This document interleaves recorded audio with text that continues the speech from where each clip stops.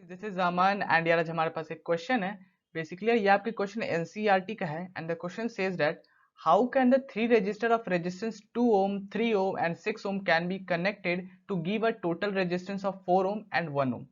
तो बेसिकली यार बोल रखा है कि आपके पास कोई तीन रजिस्टर उन्होंने आपको दे रखा है और बोल रहे हैं ना कि आप इसे कैसे कनेक्ट करोगे कि आप जो आपकी इक्विवेलेंट रेजिस्टेंस है ना वो एक बार 4 ohm आ जाए और एक बार 1 ohm आ जाए। तो ठीक है, देखो यार इस तरह के क्वेश्चन को करने का तरीका ये होता है ना कि आप ना थोड़ी सी आपका मैथ्स अगर स्ट्रांग है ना तो आप दिमाग में कर करके देख सकते हो कि हाँ यार इसको अगर ऐसे कंबाइन करेंगे तो हमारी ये वैल्यू आ रही होगी, इसको ऐसे कंबाइन करेंगे तो आपको एक ओवरऑल एक अंदाजा मिल जाएगा। ठीक है, तो यहाँ पे हम वही करने वाले हैं, कंबाइन कर करके देखेंगे। तो देखो पहले आप ये सोचो कि अगर मैं तीनों को सीरीज में करूंगा तो कितनी वैल्यू आपकी आ रही होगी। 2 + 3 + 6 कितनी आ जाएगी बताओ। 6 + 3 9 10 11 आपकी 11 ओम आएगी, है ना। सीरीज में कनेक्ट करोगे तो पैरेलल में करोगे तो 2 से कम वैल्यू आएगी, क्योंकि आपको एक चीज पता होना चाहिए कि पैरेलल में क्या होती है ना, जो सबसे छोटी वैल्यू वाली जो आपको रजिस्टर जो होता है उससे भी कम आ रही होती है वैल्यू किसकी, इक्विवेलेंट रेजिस्टेंस की।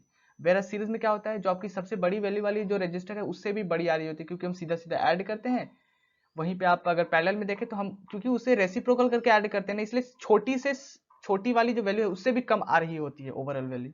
ठीक है, तो हमें ये चीज पता चल गया कि यार 11 ओम हम अगर सीरीज में करेंगे तो हमें 11 ओम मिल रहा होगा और पैरेलल में करेंगे तो 2 से कम आ रहा होगा। हम निकाल नहीं रहे हैं, 2 से कम आ रहा होगा। ठीक है, तो एक बात बताओ, 2 से कम तो यार एक ही केस में आ सकता है। 2 से कम तो एक ही केस में आएगा ना, जब हम पैरेलल में करेंगे तो दूसरा का आंसर तो मेरे को शायद दिख रहा है कि अगर हम तीनों को शायद पैरेलल में कर देना तो शायद मेरे को 1 ओम मिल जाए।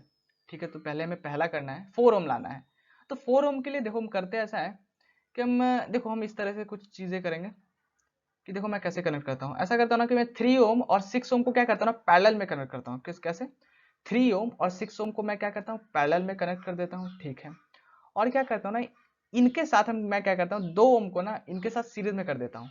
तो देखो मैंने कैसे किया, मैंने किया ऐसा कि मैंने यहाँ पे अब देखो 3 ओम और 6 ओम को क्या किया एक दूसरे के साथ पैरेलल में कर दिया, वेरस 2 ओम को क्या किया ओवरऑल इसके साथ क्या कर दिया सीरीज में कनेक्ट कर दिया।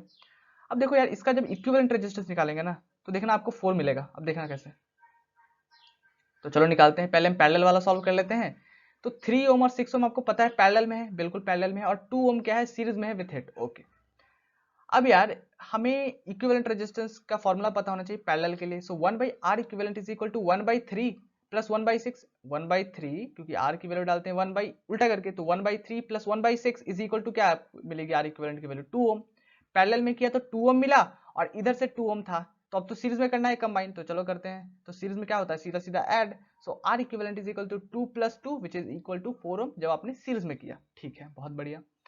अब सेकंड केस में 1 लाना है, तो आपने एक चीज मैंने आपको एक चीज बताया कि जो पैरेलल में क्या होता है ना, जो सबसे छोटी वैल्यू वाले जो रजिस्टर होते हैं ना उससे भी कम आ रही होती है आपकी इक्विवेलेंट रेजिस्टेंस की वैल्यू। ठीक है, तो आप देखो 2 ओम की आपकी रजिस्टर सबसे छोटी वैल्यू वाली है तो उससे भी कम आ रही होगी जब आप तीनों को पैरेलल में करोगे तो बिल्कुल। तो क्या करते हैं ना, हम तीनों को क्या करते हैं पैरेलल में कंबाइन कर देते हैं। तो देखो हमने कैसे करेंगे, हम यहाँ पे 2 ओम को 3 ओम को और 6 ओम को हम क्या करते हैं तीनों को पैरेलल में क्यों कर रहे हैं, ये मैंने आपको बताया क्यों कर रहे हैं। क्योंकि जो सबसे छोटी वैल्यू कौन सी है यहाँ पे आपकी 2 ओम, और ओवरऑल जो आपकी इक्विवेलेंट रेजिस्टेंस की जो वैल्यू आएगी वो 2 से भी कम आएगी, और वही तो हमें चाहिए क्योंकि एक है तो एक ही केस में इससे कम आ सकता है। ठीक है, तो इसलिए हम ये कर रहे हैं। तो चलो इसे पूरी तरह से कंबाइन कर देते हैं।